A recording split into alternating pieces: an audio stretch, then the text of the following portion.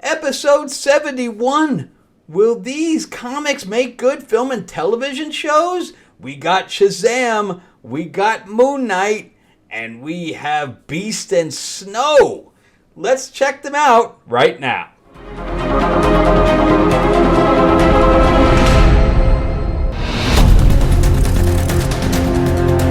Alright, welcome back to the channel, everyone. Thank you guys so much for joining me in this endeavor to look at comics and film and television and board games throughout my entire channel. But today we're going to look at comics. And I am your host, Frank Zanca. I'm an award-winning screenwriter, novelist, and comic book writer. If you want to check out some stuff that I've written, not only am I on Amazon, but it's the perfect time to check out my vampire mob set in 1950s Hollywood, Lords of LA. I just launched a late pledge. We did fund on Kickstarter, but now's the perfect time to jump in over the next month or so where I have late pledge open.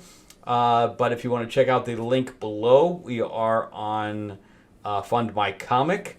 And again, I'm only going to keep it open for a little bit of time, so if you could jump in there and help support, that would be amazing.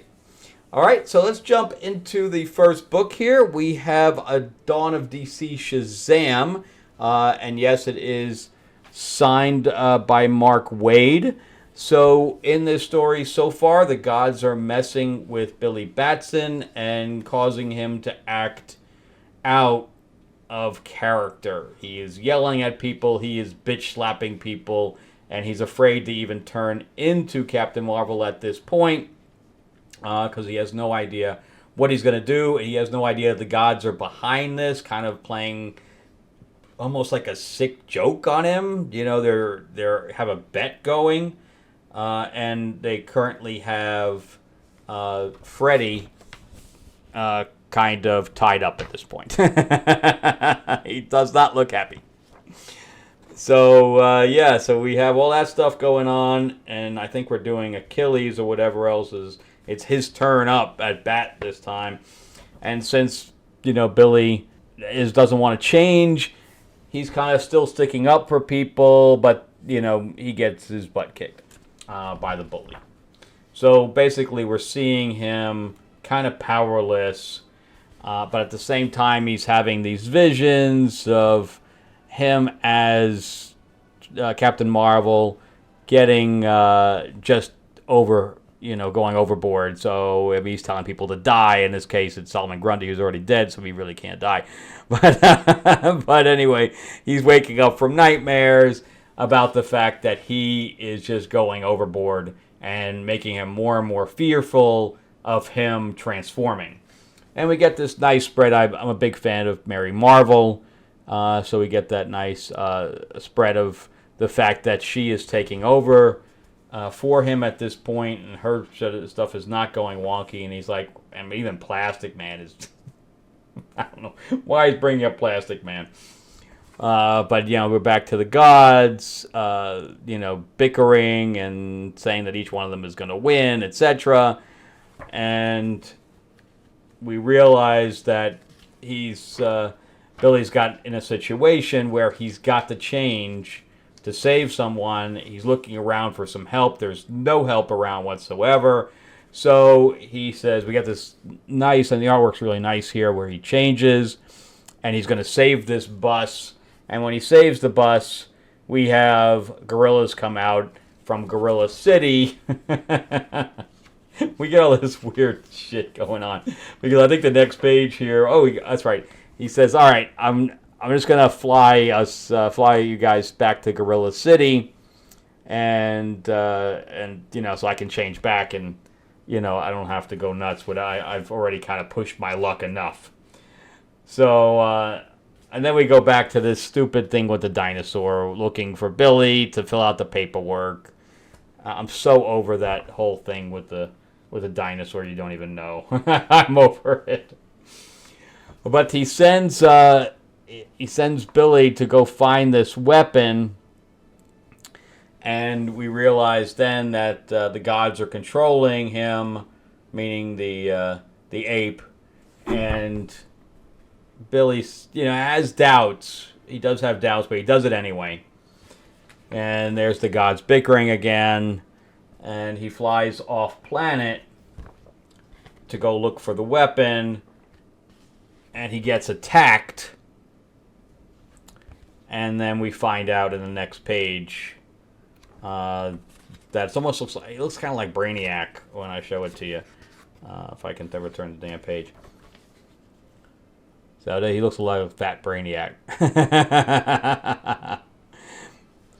And I guess they're doing a YA Vixen thing. I love Vixen. They don't use her enough. This is a Webtoons thing. But yeah, I still like it. I'm so over the dinosaur though. I really want that thing to go away. Going to Ape City was interesting. Having them on a bus in New York is kind of weird. I don't know. Let's go a little bit off the deep end there. Mark's going, yeah, man, it's going to be awesome. I don't know. Yeah, dinosaurs with a whole bunch of paperwork, wearing a top hat. Yeah. It's just weird, man. But everything else I kind of like. I like him doubting himself. I like the fact that, you know, he's feeling helpless and all that stuff. I think all that really works, and I'm waiting to see where this goes. All right, let's jump into Moon Knight. This is Vengeance of Moon Knight number 2. Mark Spector died in the regular Moon Knight book, and the vampire took over. I guess it's the Midnight Mansion is. I guess it's got some qualities that are supernatural, which I really didn't realize. And so Tigra's in this, and Hunter's Moon, which is the other hand of Khonshu. And I really like that character a lot too. I don't know enough about him, but I like what we've seen so far. And then this dark version of Moon Knight shows up. And this is told very, very interesting. So it goes back and forth, and this is by Jed MacKay, who I'm very hot and cold on, because he's also was doing the Avengers, and I dropped it. I couldn't even stand it anymore. So I'm hot and cold on this guy, but all the Moon Knight stuff is pretty decent. So she attacks this dark Moon Knight, and then we switch back and forth to her at the psychiatrist, and she's talking about herself, about her other husband/lover, and how Mark was different, and all this stuff. And so we go back and forth with the battle, because it looks like she got a little bitch slapped there. But then Hunter Moon is going to jump into the fight too. So the whole thing just jumps back and forth, sniffing because there was some kind of powder in the air, so she couldn't smell him to see if it was really Mark. So they don't know for a fact if it's really Mark or not. But, you know, the artwork's pretty decent. You know, the artwork for the battle continues here with now, like I told you, Hunter's Moon jumps in and they fight each other. And it looks like this Dark Moon Knight is just getting the better of all of them. And we switch back to her at the psychiatrist thing and showing her feral self. And I really like Tigra. I wish kind of Tigra had her own book. But I guess having her in this is decent. I was a big fan of the West Coast Avengers at one time. So he turns off the lights or something like that. He pulls in to make it dark. And I like the fact that her eyes are glowing in the dark, like a cat. And we get these really nice splash pages. And we get these nice dialogue things that literally every other page it's breaking it up. So we're learning a little bit. We're seeing, we're learning, we're seeing. And I like the pace of it is really actually pretty good. And he says, I forgot the name of the vampire there, but she tells Soldier, don't put it away. If he wants the Midnight Mission, he can have it. And I think this is a test to see what the actual house would do. And instead, he says, okay, good. I'm glad that you guys are not going to fight me anymore. And she's like, I know it's not him because of certain personality traits. I forgot what it was exactly. But the house turns on him, and he, I guess he's forced out of it, which I found very interesting. So he gets pissed off, basically, that the house had turned on him, and he's like, all right, keep the damn house.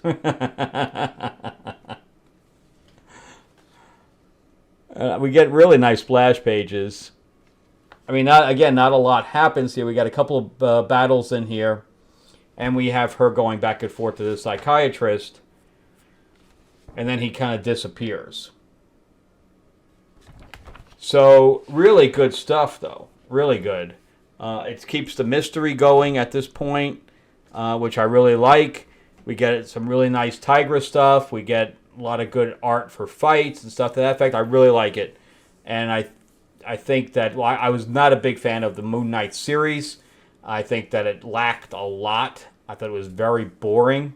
I did like the girl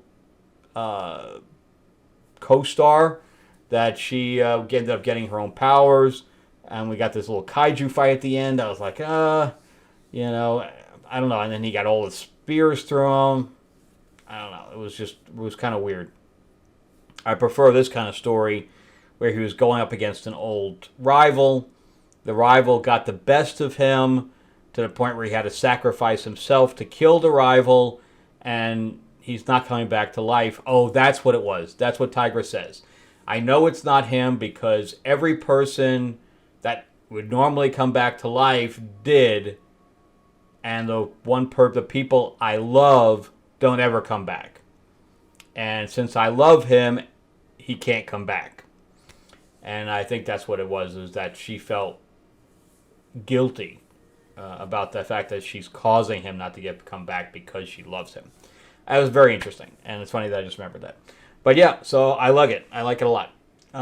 So let's go into Beast and Snow. This is by Phil Falco and Kat Calamia. This is their new line, Ever After verse. They're doing something with Alice right now, and this is a Kickstarter book. The artwork is okay. It's serviceable. There's not a whole lot of detail. It's very, cartoony, and it's obviously she's LGBTQ. I don't know if he is or not, but everything that she does has to do with LGBTQ. So you know that there's going to be some kind of a relationship or whatever else in here as we go. So it's about Snow White. She gets killed by the evil queen, but her father doesn't. That's where the difference is here. Her father does not die and is still married. So I don't know if that's supposed to be Belle or whatever, but she has this relationship, and then she dies. And then someone gives her vampire blood, and that's why she comes back as a vampire. I kind of like that page. But she comes back as a vampire, and now the kingdom is being taunted or haunted or, basically terrorized. That's probably the better word. Terrorized by this beast that looks like a werewolf. So we have this werewolf thing going on. So the king comes to her at a whorehouse and says, I need your help. And she's like, well, how come you didn't even know I was alive? He says, yeah, I knew you were alive. And she's like, well, how come you didn't come to me this whole time? And she's like, well, I just couldn't. And he says, well, the reason you are alive is because of me. And I was the one that gave you the vampire blood to come back. And she's like, well, you're still married to that evil person. And she's like, well, she's changed or whatever. But that never really gets addressed. But she says, he says, I need you to come go after the werewolf, the beast, because, he's terrorizing the kingdom and you're the only one that can take care of it. It's a little strange to send your daughter, not to see your daughter, and then know she's a vampire, and then ask her to go and put her life at the line. But anyway, we meet this as she's going. She looks like Red Riding Hood here. But as she's going through the town, she meets up with this guy who was captured by the Beast. Everybody else has been killed, but this guy has been captured, and his daughter Belle. So we go into the whole Beauty and the Beast thing, where she gives herself up to exchange for him. So so they go together on a suicide mission, and we get this scene where she's stopping him from the Beast from killing him, and that's where she does the exchange. And his wife was like, "You got to give up on her," and she's like, "I'm never going to give up on my daughter. I'm going to go, save her." And she sees them through the window, right, as they're coming out, and then the Beast comes out, right, and bites Snow in the decent 2-page spread, and Snow gets really kind of fucked up there. She lost half of her face. She's got disemboweled, and then she reforms, I guess, and gets up as it's about to kill the father. I should just call him Maurice at this point. And she fights the werewolf. Of course, there's nudity in it, and she kills the werewolf / beast by biting him. And the thing changes back after she kills it, and it looks like Belle, right? Or was it the girl in the beginning? I don't understand it, because we saw, this is where I was confused. It really needed an extra page, or at least an extra piece of information who this woman was, because it couldn't really be Belle, because we saw the Beast and Belle in the same panel. And if it was the woman in the beginning that she was having the affair with or whatever, how did she become the Beast? It's a disconnect. So I like a lot of it. I think it flows, but that piece of information is really vital, and it's withheld from us as readers, which I don't understand. So it is a different take. I don't think it'll make a good movie, but a good half-hour television show or animation, sure. I think it needs more information. It needs another rewrite. But, we have a vampire and werewolf set in, the Disney princess type atmosphere. What could go wrong? Vengeance of Moon Knight, loving this. I think it's great. I like the mystery involved. For them to make the second season of the TV show, wouldn't it be great if they did a 10-episode, 5-episode with him sacrificing himself, and the next 5 with whatever's going on here? I think that would be great. And it's not boring like the regular TV show. And Shazam, again, I don't think we're going to see another Shazam movie ever again. But I kind of like the gods are messing with him situation. I don't really like the whole thing about the apes. I really don't like the whole thing about the dinosaur. But I like that kind of storyline where he's afraid to do that, and all the other kids except for Mary, don't have their powers either. This way doesn't. That's why I thought the last movie was a little bit too muddied with all the people that they had to involve. If it was just her, Mary, I think it was just him, Mary, and Freddie. That's all they needed. They didn't need the whole family in there. All right, so that's it for me. Thank you guys so much for watching. I really appreciate it. And give me the thumbs up. And if you can subscribe, please ring the bell where I talk about movies and television. I just got to see the Bob Marley movie. I did go see Madam Web. Feel sorry for me. I didn't hate it as much as the Marvels and Argyle. I thought it was better than both of those films. So if I could sit through them, I can sit through Madam Web. Also, if you can, help support Lords of L.A., my vampire mob set in 1950s Hollywood. Guest starring Marilyn Monroe, and it is an adult-themed one, so we do have some nudity in there as well. It's got plenty of blood, sex, gore, love triangle, love square, whatever you want to call it. The description below has the link to Fund My Comic, which is where it's at right now. I'm trying to help out their platform as well. And the card game that Mark Spears and I have been working on, I have to change the name. There was a Riftstorm video game just got released in the last few months or whatever, so I didn't know about it. I've been working on this game for like 3 years and played testing it galore. And it looks like I have to change the name, so I'm thinking about Storm Rivals. Tell me what you guys think of that as well.